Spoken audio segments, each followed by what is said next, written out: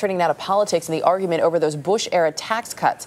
It looks as though Republicans and Democrats are closer to a deal that will keep them at least for a couple of years.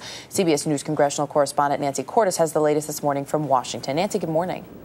Good morning, Erica. Senate Democrats have failed in their bid to eliminate the cuts for Americans making more than $250,000 a year. $1 million cap was also shot down by Republicans in a vote this weekend. And so now the horse trading is in full swing. With a December 31st deadline looming, Democrats and Republicans are looking to make a deal. President Obama insists any compromise on tax cuts must include an extension of unemployment benefits, and Republicans appear to be going along.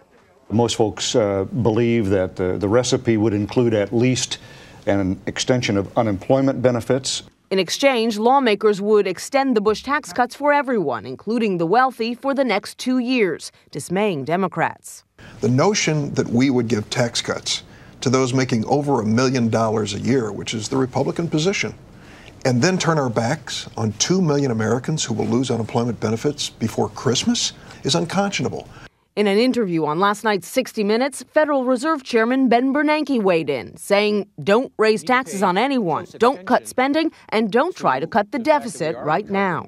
We don't want to take actions this year that will affect this year's spending and this year's taxes in a way that will hurt the recovery. That's important. But that doesn't stop us from thinking now about the long-term structural budget deficit. The more immediate concern, he says, more than 40% of the unemployed have been unemployed for 6 months or more, and that's unusually high. On tax cuts, there are still a number of major details that need to be worked out. What's going to happen to the estate tax? What's going to happen to the alternative minimum tax and some of the president's tax credits like Make Work Pay? They're hoping to strike a deal on all of these issues as early as this week, Erica. And we know you'll be following it closely for us. Nancy Cordes in Washington this morning. Nancy, thanks.